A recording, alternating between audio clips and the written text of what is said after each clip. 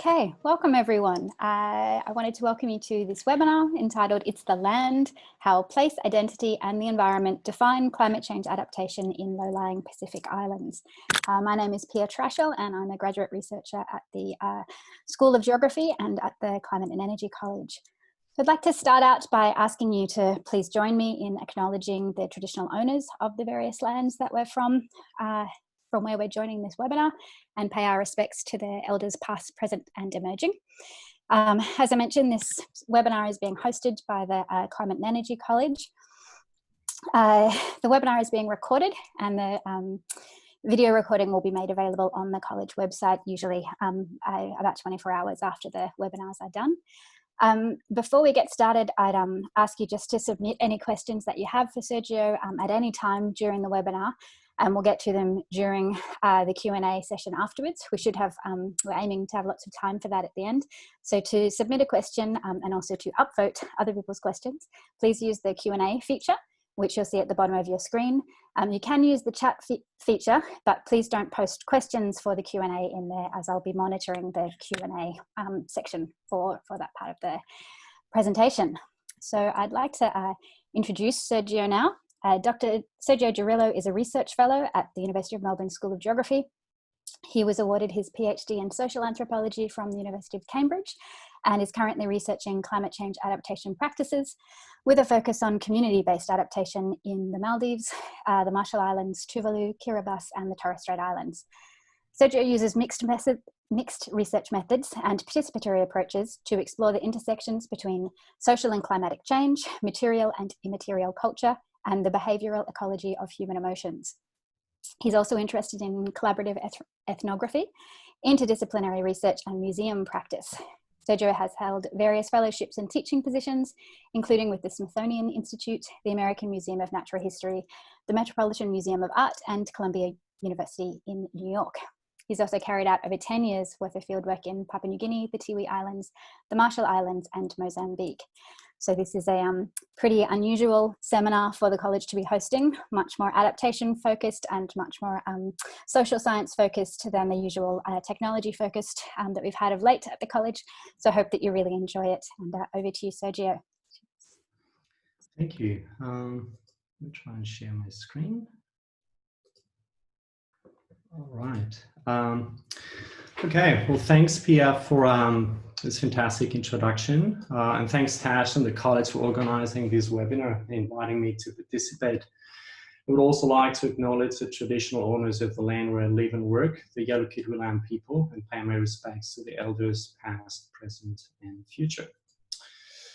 Okay, so because today's talk is a bit of a work in progress and I'm likely to take it into different directions, I'd like to give you the conclusions first. At the end of the talk, I'd hope to have made more or less the following points. One is that the islands are fluid, that the land is more than inert ground, that the environment is not a given, but is instead assembled in different ways, and that the land does things, and this has consequences for climate change adaptation. But first things first, what do we know about islands in a climate change context? Well, many studies about islands and climate change assume that islands is a homogeneous category. Studies also tend to have this common denominator. The starting point is often the island's vulnerability. There's this idea that you live in an island and you're vulnerable to climate change because it's small and remote and surrounded by a menacing rising sea. Now, this vision implies two things. One is that the sea is the aggressor, and two is that as an islander, you have nothing to do, you're but a passive victim, and eventually you'll need to be evacuated. In an article in 2017, John Barnett reports economist and former diplomat Ross Garnett saying the following, and I quote, "The South Pacific countries will end up having their populations relocated to Australia and New Zealand, and the rest of the world expects that. And in the end, we're likely to accommodate that. So there's a solution there," end of quote. Now, is this really what's going to happen? And is this really a solution? Well, let's try to debunk some myths first. The first one is the geographic homogenization of islands. So obviously not all islands are the same, not all small islands are the same, and not all small islands are atolls. Islands can be classified in different ways. For example, as high islands like Tana, which is a young active volcano in Vanuatu, raised limestone islands like Nauru, or true atolls like Tara, which is the capital of Kiribati. And of course, there are numerous intermediate types as well. Of course, not all islands are the same, but all atolls consist of limestone reef deposits laid down on an underlying volcanic cone. They are very low, usually within 3 to 5 meters of mean sea level, and they're composed mostly of sand over a core of reef rubble, which makes them highly mobile through wave action. Yet again, not all atolls are the same. Variation involves the lagoon and the land, so they're open, semi-open, and closed lagoons. They're uplifted atoll lagoons. They're atoll reefs, also known as drowned atolls, which are completely underwater. And then you have true atolls and shelf atolls. Now, all these differences mean that there are environmental threats that are common, but also particular ones to each atoll. Now, another stereotype is that islands are fragile. They are not. The socio-ecological systems support self-sufficient populations living culturally rich, autonomous, and fulfilling lives. People have been living there sometimes for thousands of years and often thrived before the arrival of Europeans. And surely, despite the intrinsic difficulties of dwelling in atolls, islanders have adapted to island life, and saying as much sounds banal. Now, paraphrasing Levi-Strauss, to say that island societies work is a truism, but to say that everything in an island society functions is an absurdity. Of course, there are many problems in small islands, but they're not fragile social environmental systems. And the question of why people would want to live there remains a moot point that's totally not worth debating. The truth is, people do live there. And as researchers, our role is to deal with reality, not to wish it away. But not everyone seems to be willing to deal with this. When it comes to atolls and climate change, perhaps the most common stereotypes are that islands are sinking into the sea, that islanders need to be protected from the sea, but that islanders will eventually need to be evacuated. In this apocalyptic narrative, the seas reduce, or rather amplify, to an agent of destruction. The ocean is deadly, and the islanders are patients at its mercy. Now, these are not statements put out by the media only. There's some researchers that contribute to this climate panic. And of course, the neocolonial implications of this view, that only water has agency and islanders are powerless, are quite very important when it comes to island studies. This is taken apart particularly well by Carl Fodboko in her writing, so I strongly recommend you read her articles if you haven't done so, and I will engage a little bit more with her writing later on in the presentation. But while all the attention seems to be directed to the sea, surprisingly little is being said about the land. In an ongoing review of 198 articles on atolls and climate change we are conducting with my colleagues Elisa Waters and John Burnett, only one had land in its title, and only 27 mentioned land in the abstract. So why not talk about land when it comes to climate change adaptation? This is a little bit puzzling when one starts digging deeper into it. Well, to be honest, it's not true that the land is being ignored completely. Perhaps it'd be more accurate to say that it's being misrepresented. It's hardly the main focus of studies, and when it is, it goes in one direction only, which is usually down, right? There seems to be a mutual feedback loop between media and studies. Atolls are the canary in the coal mine, what Carl Fodboko has labeled wishful thinking. And I quote, this is Carl's writing, expressions of wishful thinking create a problematic moral geography in some prominent environmentalist narratives. Only after they disappear are the islands useful as an absolute truth of the urgency of climate change, and thus a prompt to save the rest of the planet, end of quote. So basically there's this idea that if islands don't sink, we're crying wolf all along. Now there's also an eco-colonial angle to this moral geography of sinking islands. Who's going to save them, and save them from what exactly? So you guessed it, it's us Westerners that are the saviors, and in typical Eurocentric fashion, we are to save Pacific Islanders from the ocean. How are we going to do that? Well, by building walls and seawalls, which seems to be a very Western obsession, and a very expensive one at that. Here enter the design competitions, the eco-friendly 3D printed seawalls that will keep the ocean at bay while providing the right habitats for cute fish for photo opportunity. And there are plenty Euro-American architect and design firms churning out futuristic solutions like these space-age floating pods for Kiribati. You can see in this image. So we can imagine a rosy future for islanders, quite literally. Meanwhile, the reality of seawalls looks more like this, badly built and poorly maintained. So we go from ecotopia to dystopia faster than you can say blueberry pie. Just as an aside, and to prove that island dwellers can deal with the effects of climate change and or disasters, and in fact have been doing so for a long time without any help from Europeans, here's a token example of vernacular adaptation technology from Budi Budi Atoll in Papua New Guinea. To the left, you can see a typical house raised on stilts, which is about 1 meter high. And to the right is a recently rebuilt house raised over 2 meters high.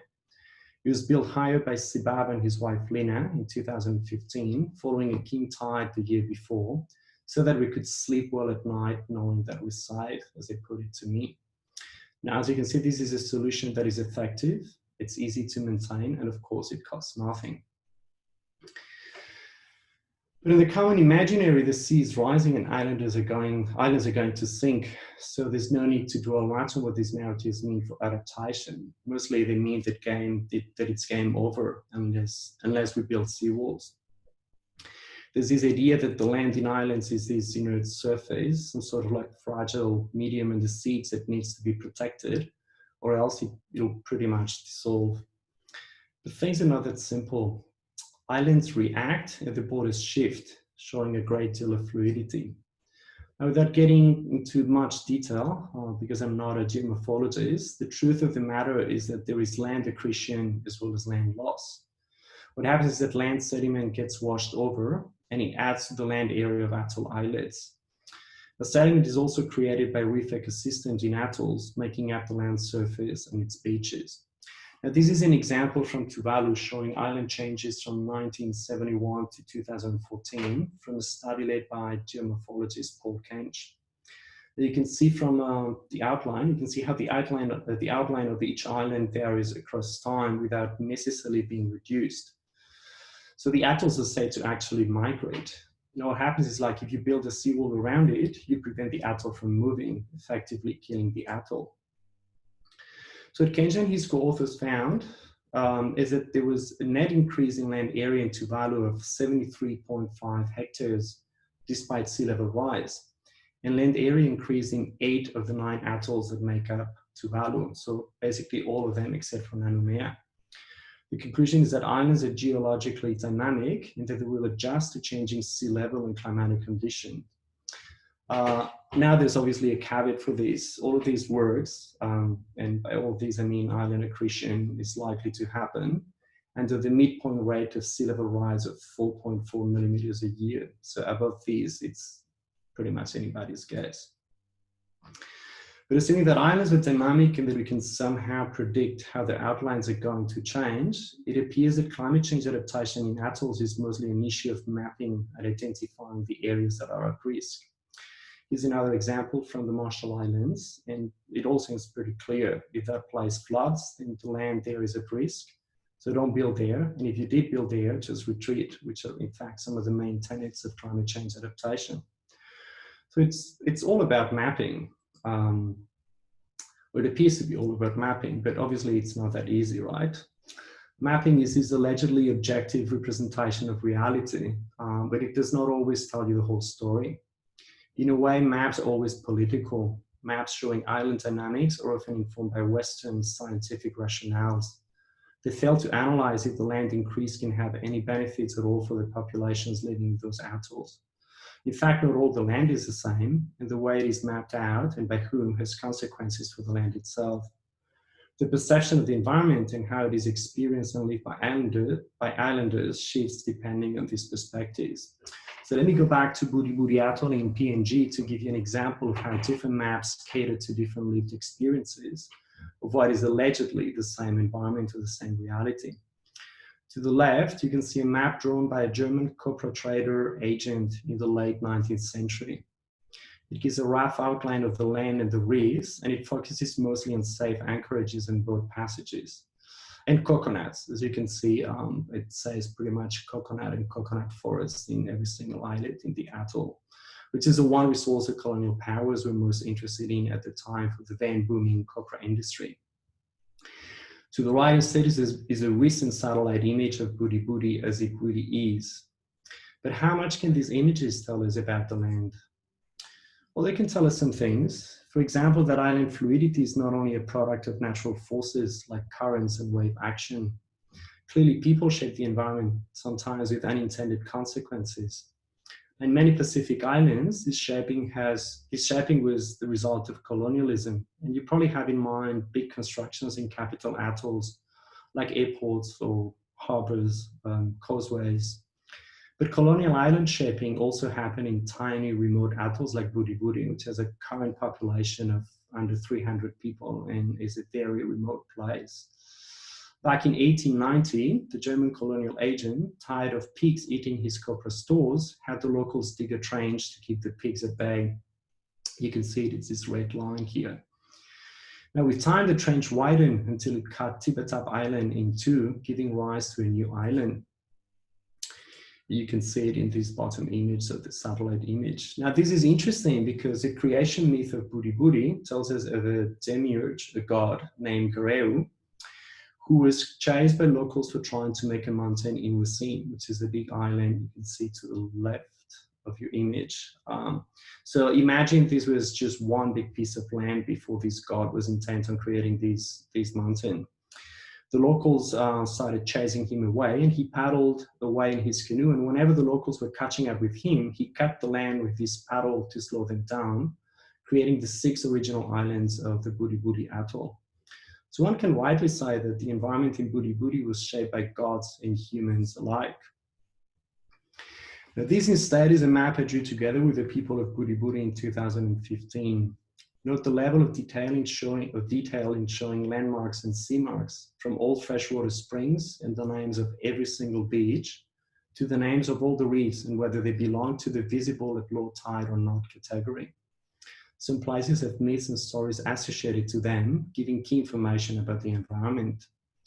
So clearly there are different ways to look at island habitats. The land is more than its representation on a map, and it's not so much about measuring how much of it there is, or how much is at risk from sea level rise or where it floods. Islanders don't necessarily see the place they live as a natural environment, but as a result of ongoing interactions between human and non-human species, between historical and mythical times, or between the world of the living and that of the dead. In many cases, intrinsic adaptive capacity is built upon all those beliefs, and it cannot be dissociated from them or compartmentalized into Western and non-Western knowledge. So for example, if people in Budi Budi don't eat coconut crab from a certain spot or fish from a certain reef based on a myth, and those who do get sick, this is not only embedded knowledge, but it's also a way to assemble their environment in both a symbolic and a practical way. Now, when we wonder as researchers about island habitability or carrying capacity, which is how many people can live in an island, we might be asking the wrong questions, or at least not asking all the necessary questions. Instead, we need to pay more attention to the ways by which islanders' concepts of their place in the world emerge from their relations with the land, and how this affects their well-being and their outlook on the future. What this does is it points to a more sort of like emic understanding of the land in islands and how that affects adaptation. One such understanding has to do with the attitude of islanders towards change. Atolls are intrinsically unstable, but the question is does that make them intrinsically vulnerable? And does that make the people living in atolls intrinsically vulnerable? So take, for example, Lizzie Urina's notion of atolls as living geographies. Urina focuses on the edge between the land and the ocean. And as an anthropologist, I love me a good liminal zone. And how the land's flexibility shaped, so to speak, its inhabitants before the arrival of Europeans, making them equally flexible. So there's this idea that if the land changes, so do the people who live on the land. Most of this inherent adaptive capacity of islanders relies on their ability to move within the atoll as well as in between atolls. So I understand that this concept of fluid islands may sound a little bit too abstract to some, as does the idea of flexible or liminal edges. So I'm going to try to give you a more sort of like literal example, so it doesn't sound like some sort of like new age thing. So this is Matemo. It's a coral rock island with vast intertidal flats off the North Mozambican coast.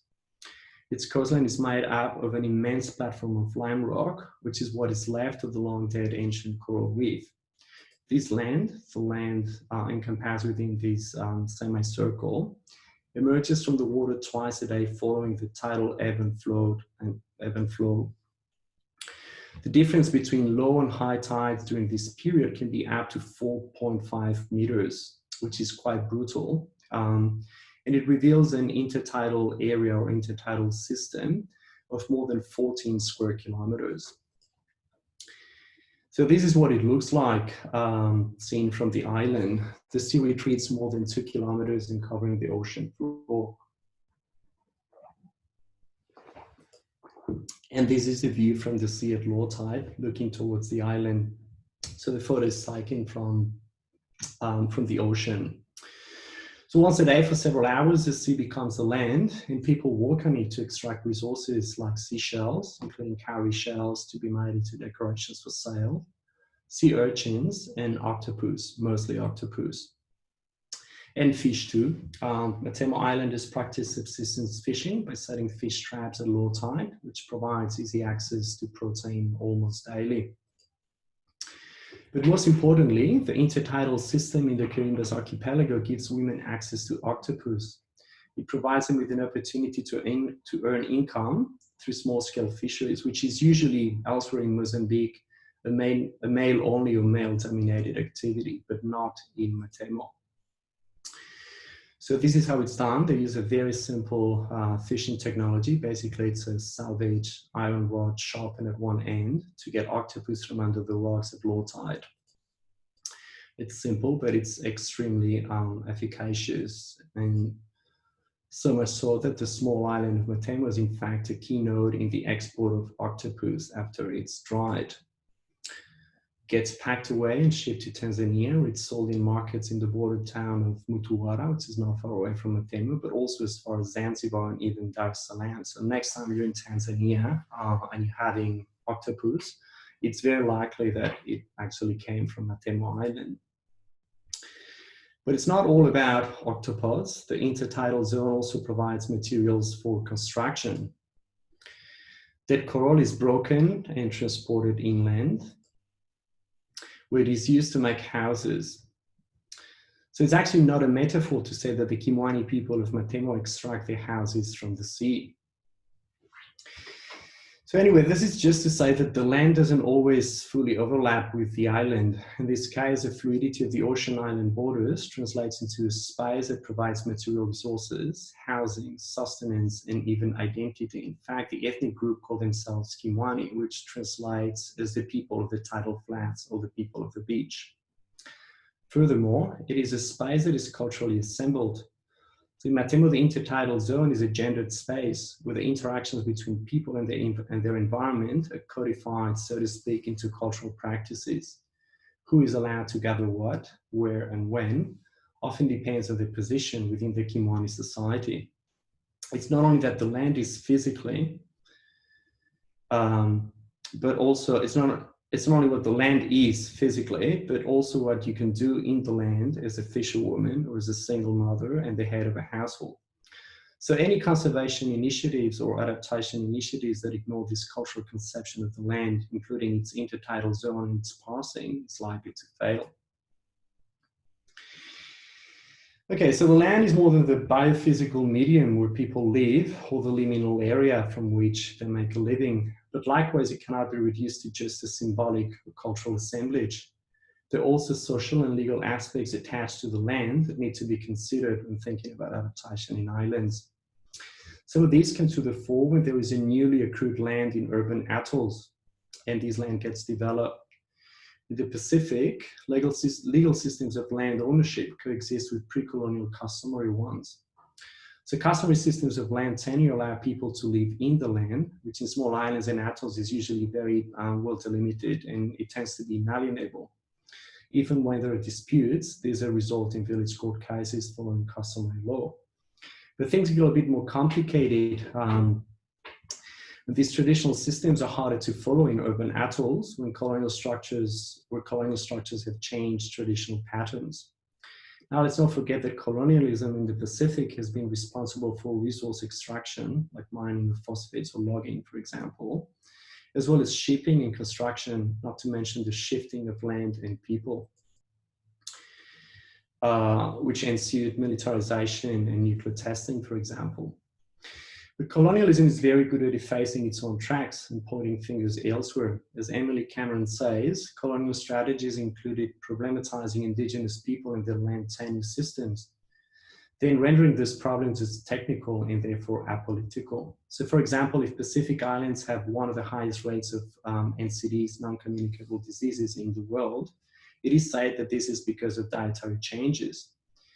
But studies don't always acknowledge how changes in land have been promoted through neocolonial strategies, such as a push for intensive agriculture, and palm oil, for instance, is a good example of these, which effectively undermine subsistence agriculture and adaptive capacity along the way.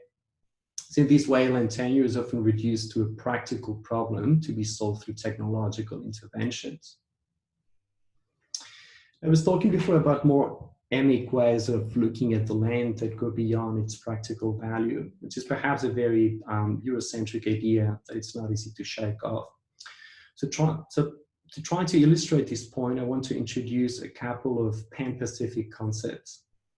One of them is this one known as whenua or vanua, different spellings and pronunciations in different parts of the Pacific, but it's generally the same thing. Its general meaning can be glossed as land or place, but it's way more than that. It includes a series of customary practices and cultural obligations of solidarity that are indissolubly attached to the island. So it's more than place in the sense that it goes beyond the territorial boundaries, covering diasporic communities who originate from the same island. It is therefore an encompassment of people, place, and identity, and a fluid one at that, since its boundaries are permeable to accommodate others in other places.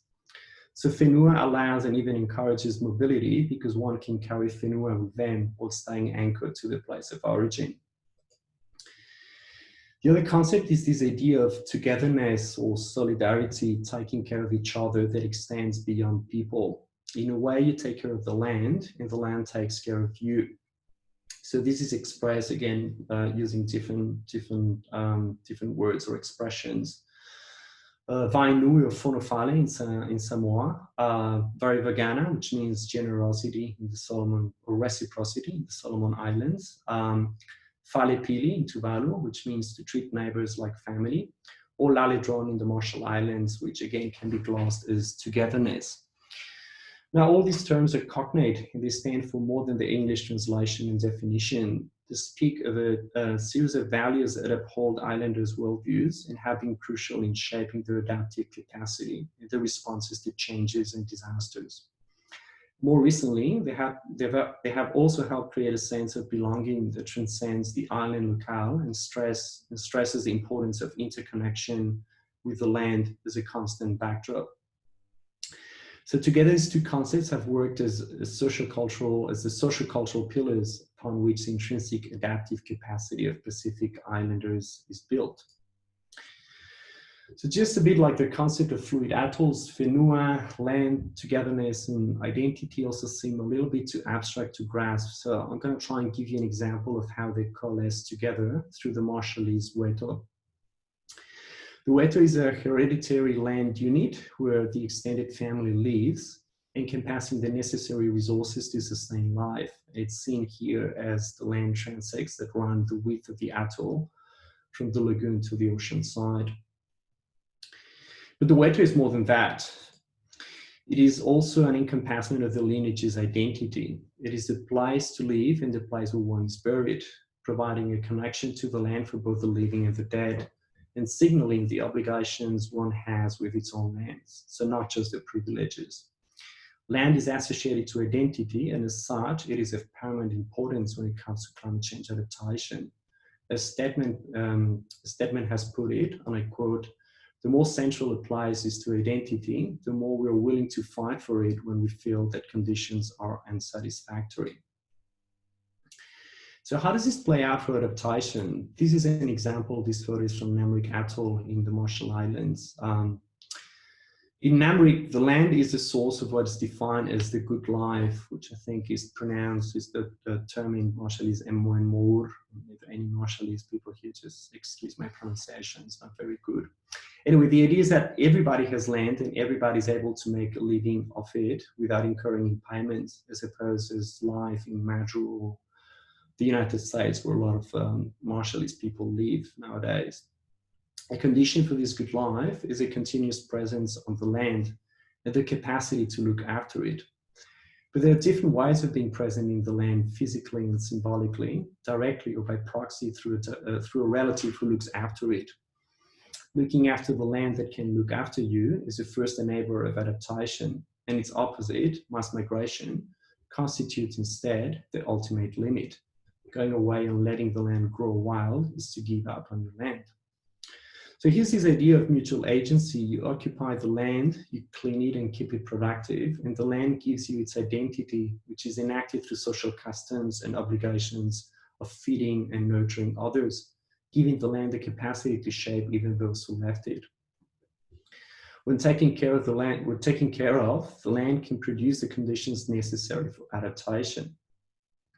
Now, if climate change mitigation makes islanders patients with no responsibility, adaptation makes them agents, but somehow gives them the responsibility to not just watch over the land, but keep on establishing meaningful relations and connections with it as the environment changes.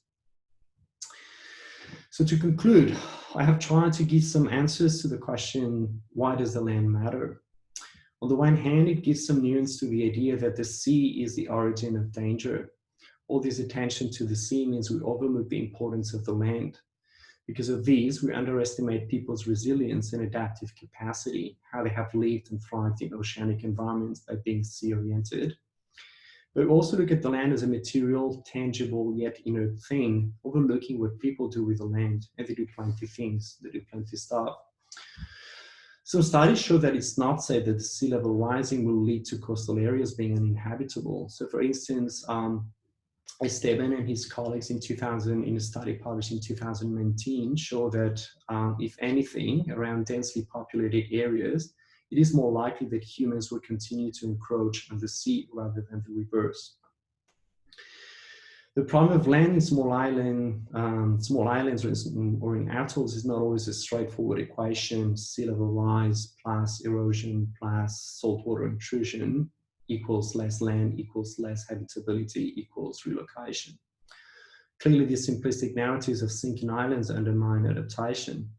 But showing that land accretion or reclamation is a reality doesn't mean automatic adaptation either.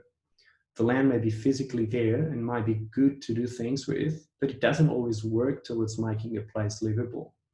We need to pay attention to the land and its relevance in terms of climate change adaptation.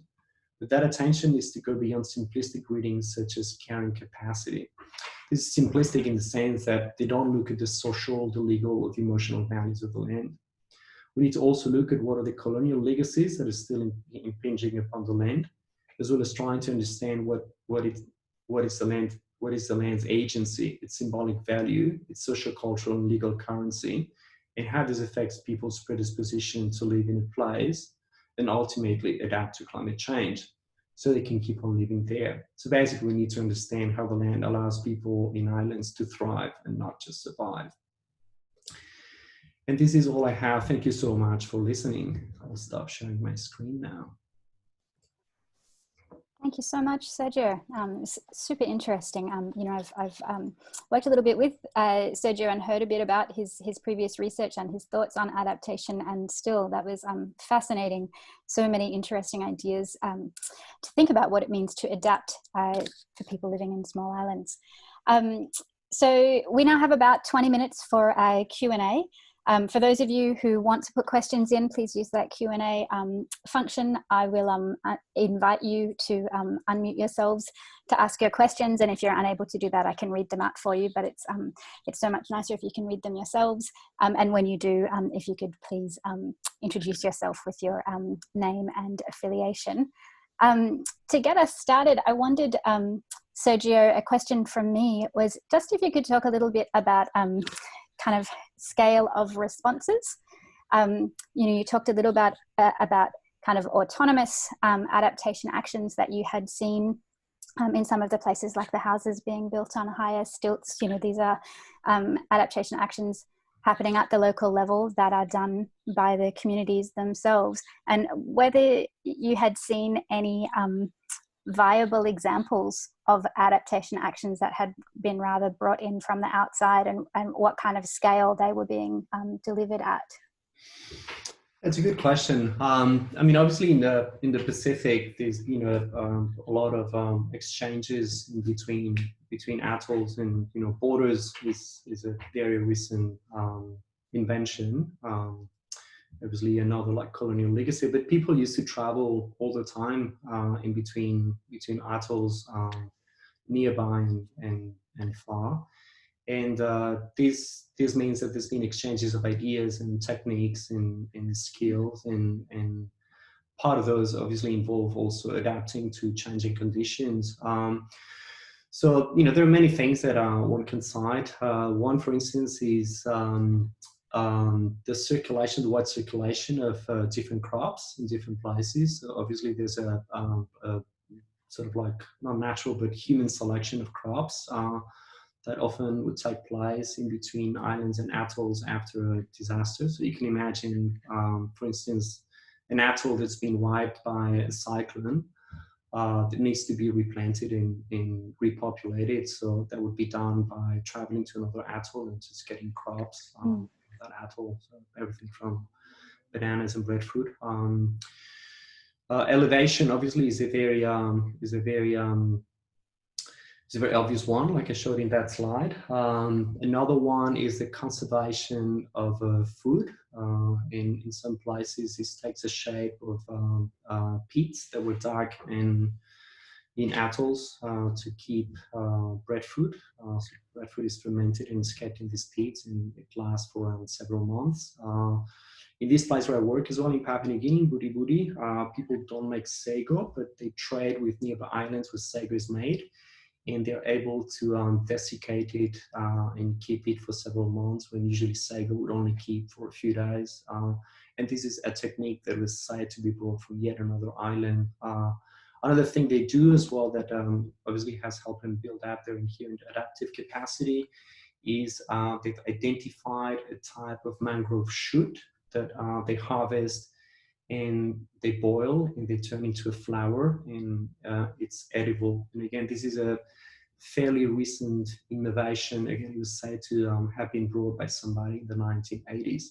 So there are lots of exchanges in between islands that don't necessarily involve what we would call like Western interventions or Western technology or Western science, that people sort of like do for themselves and by themselves, that help them adapt in these places. Yeah, thank you. It really helps to further challenge that kind of Western mindset that lots of us bring to this, that there's knowledge on one side being delivered to a community in need on the other, that there's knowledge all around. Thank you. I don't have any questions in the Q&A yet. There we go. Ollie, if I unmute you, just give me a moment. Sorry, my screen has changed since Sergio stopped sharing, and you can ask your question. Ollie, would you like to ask yours?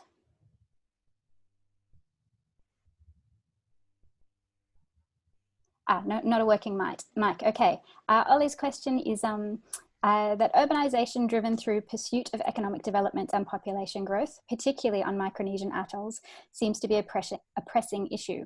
How can appropriate recognition of traditional land values be accounted for or integrated into the current trends of urbanization? Or should the trend of urbanization be entirely challenged? Yeah, this is a really good question, and I'm afraid there's no simple answer to it, or there's no sort of like uniform answer. I am not sure about Micronesian atolls. I can tell you that for places like Papua New Guinea or Vanuatu, which actually doesn't have any atolls, I believe. But anyway, the customary land is recognized in the constitution of many countries across the Pacific. So the customary regime of land tenure is actually legally recognized.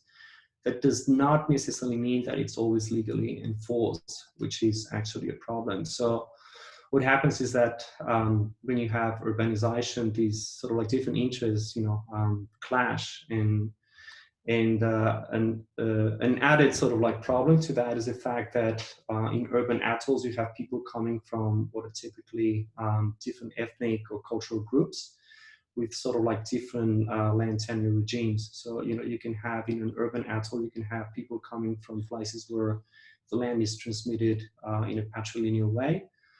Some others it's transmitted in a matrilineal way. So there are many sort of like de facto arrangements, and it's usually not so much of a problem up until more sort of like capitalistic interests come in. So if it's about people coming into an urban area and living there in a settlement, they usually manage to sort of like integrate these different regimes of these different legal regimes together. If somebody comes in and tries to like get the land from a landowner to say like build a hotel, then that economic interest, of course, is so much so that it puts more pressure on people who don't necessarily have a Western land title, so to speak. So that's when their interests sort of like clash. But I don't know if I don't know if we can propose as a solution that the trend of urbanization can be challenged entirely. Of course, I know for a fact that governments are trying to sort of like push back for this increased like urbanization of capitals in atoll nations. Like for instance, Tarawa and Kiribati, where the demographic pressure is very high. Whether they're successful at that, I think, is a different question. And I would guess that given the numbers, they have not been very successful. You can't tell people just to go back to the island, right? Okay, thank you, Sergio. I wanted to ask, the next question is from Alexi. Alexi, you can unmute yourself, and if you could just introduce yourself before you ask your question, please. Thanks, Bear. Can you hear me okay, Sergio? Yeah. Yeah, great.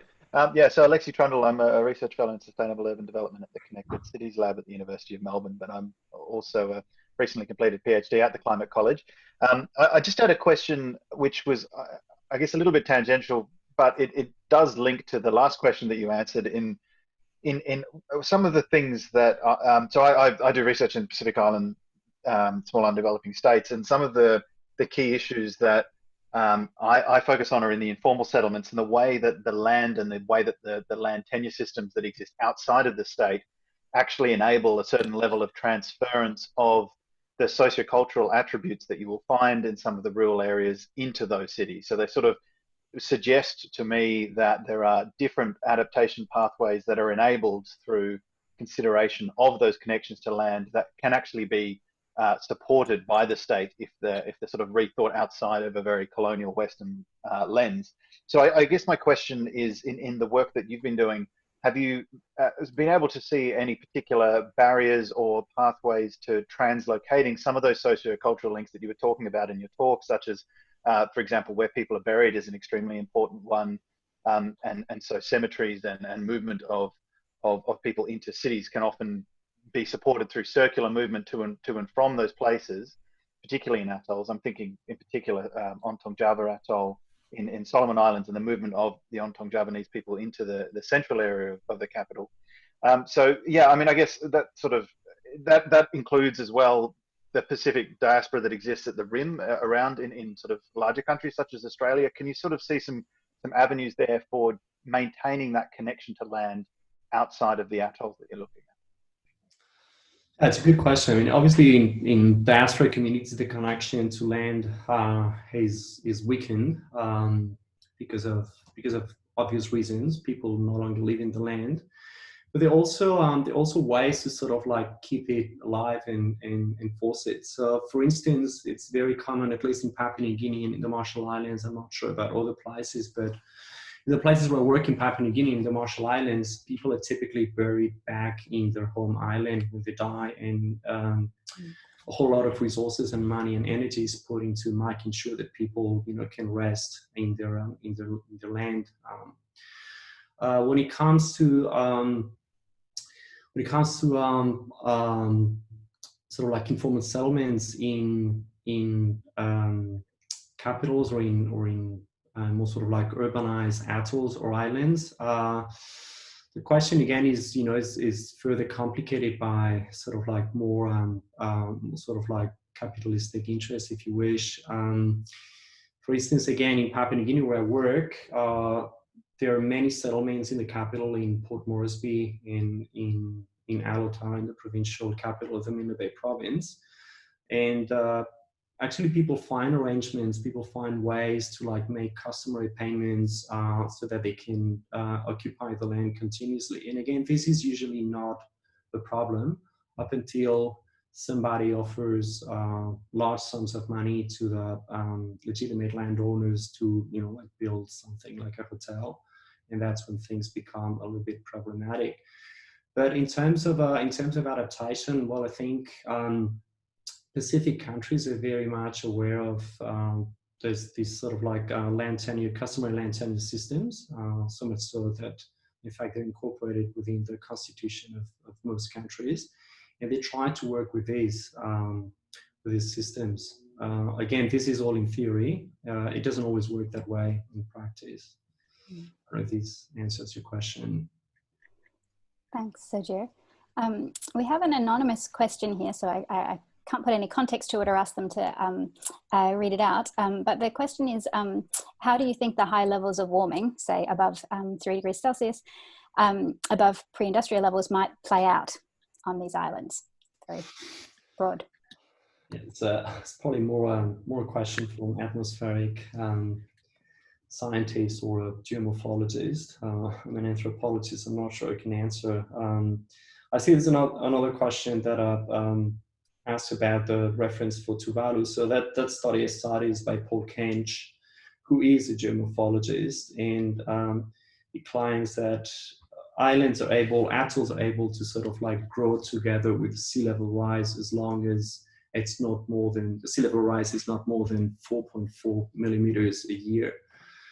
So all his models are for that measurement or below that measurement, and above that measurement, it's not said what's going to happen. But anyway, that I think that the point I was trying to make is that we sort of like this general narrative that we try, we try to counter as researchers, that islands are going to sink and there's nothing that can be done about it. And first of all, it's not said that islands are going to sink, and secondly, there are many things that can be done before that happens, if that is actually going to be the case. Thanks, Sergio. I think that's a really important answer.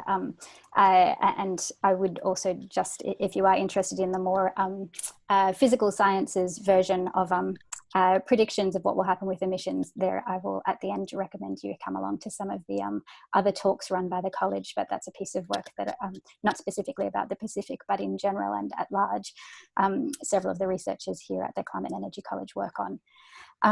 Elena, I wanted to ask you to unmute yourself to ask your question, if you would, please. Ooh. Yeah, can you hear me? Yes. Oh, beautiful. Thanks, Sergio. That was super interesting. Yeah, so Elena from the School of Geography. My question is around this idea of boosting adaptive capacity. I hear that sometimes in development sort of circles, and I wonder if, in this case, talking about adaptation to climate change in the Pacific, I wonder if it's more about recognizing already existing adaptive capacity that you outline rather than increasing it. I can't yeah, I wonder if that idea in itself of boosting adaptive capacity is a colonial leftover or Western concept that capacity is something that you can scale up, or it's quantifiable, numerical. However, just listening back to myself with this question, I wonder if I'm confusing things. So the emic understandings that you put forth, I guess, inform innovations and actual practices. So maybe those things can be scaled up, whereas those understandings are something else to consider. Yeah, however you want to comment on that. Thank you. Yeah, I think it's a great point, and yeah, I would agree with you. I think it, sometimes it's it's yet again another sort of Western approach to it. It's there's no need to sort of upscale or boost adaptive capacity. Adaptive capacity is there. People have been living in these islands and in these atolls for thousands of years. So obviously they know how to adapt. What happened is that things like colonialism or capitalism or globalization have sort of weakened some elements of that intrinsic adaptive capacity. So if by boosting adaptive capacity, you mean going back to sort of more traditional ways, or using things like traditional environmental knowledge and try to sort of favor the intergenerational transmission of that knowledge, yes, I mean, I guess that, that could be seen as boosting adaptive capacity. One interesting thing that we're seeing now, talking with colleagues in the Pacific, because of coronavirus, is that there are a few countries in the Pacific that haven't had a single case of coronavirus because they've kept the borders closed. And they're doing quite well, actually. And one of the reasons why they're doing quite well is because they're not as vulnerable and as fragile as we have them to be. And this is partly because they have this inherent adaptive capacity, and they're going back to sort of traditional ways of, say, preserving food, traditional fishing techniques, or traditional sort of crop growing techniques as well. So I think sometimes it's not so much a matter of boosting adaptive capacity as much as a matter of listening and paying attention to the people who live in these places, and realizing what are the ways by which they've managed to make a living, and a really good living in these places to begin with. I don't know if this answers your question. That was great, thank you. Thanks, Sergio, and thanks for the question, Elena. We might make this the last question, but I've got one more question here that I think is from Lakshman, the Madhu, yes. Great, please. Hi, Sergio. I'm also from Climate College. And my question was, I found the mapping which you did of the beach and the islands was really fascinating, because it had so much detail and so many little places mapped. So my question to you was, do you really believe that those places, because there is already adaptive capacity and those meanings might be shaped over time, that it doesn't have any, those places will also shift in terms of meaning? People will forget them because of the climate change and the changes that happen over time. What do you think will happen? Yeah, it's a good question. Sometimes it's hard to predict these things. Obviously, that culture changes. It's not, it's always a dynamic thing, and it's never set in stone. And even more so in places where the environment is also changing quite rapidly. So yeah, things don't stay the same, and things change. But my personal experience in places like Budi Budi is that not all the traditional environmental knowledge and inherent adaptive capacity is sort of centennial, sort of time-honored knowledge. Just to say that it hasn't all come from a very sort of remote, mythical past. Sometimes innovations are as recent as 20 or 30 years ago. So I think what that shows is that it mirrors that climate changes, but so does culture, and people sort of are able to sort of in a flexible way receive that and react to that in ways that show their creativity and their ingenuousness. So in some ways, we don't have to panic.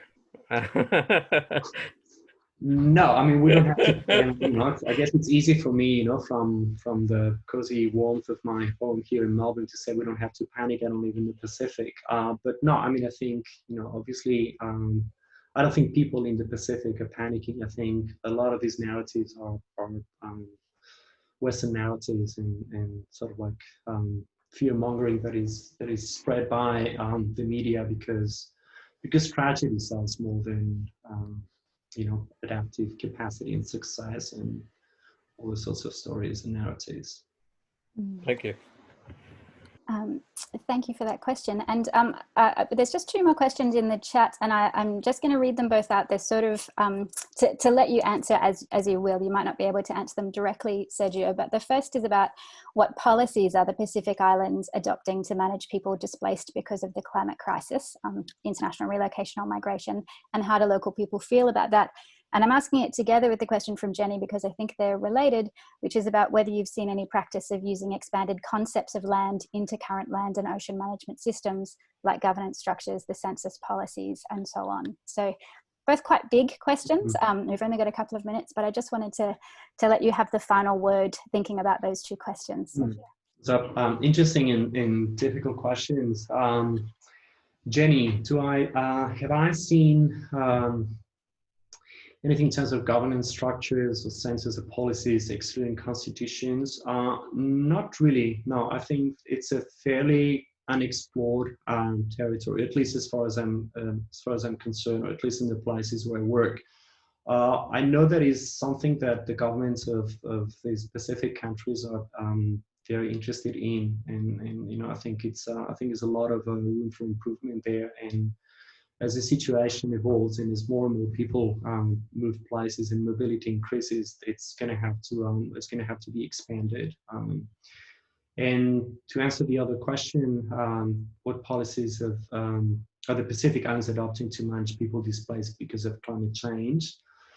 And how do people feel about it? Well, I'll tell you that people don't feel great about it.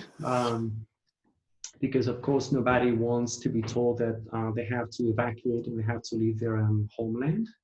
And this is obviously the last resort. There's been famous cases in the past where prime ministers of countries like Kiribati or the Maldives have drawn attention to the international community by purchasing land or advocating for the purchase of land in other places and advocating for mass migration and relocation.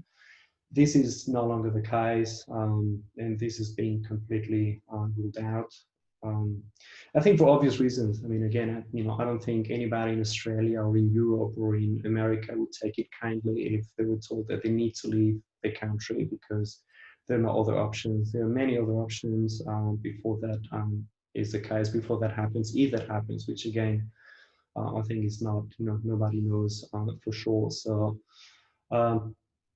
in terms of sort of like inter-atoll migration and mobility, if you wish, yes, there are policies that are looking at consolidating population in certain atolls or certain islands, as opposed to others. But again, like this obviously comes with a lot of problems as well, because you would effectively ask people to leave their atoll and their island to move into somebody else's atoll and island, and this potentially creates a lot of conflict.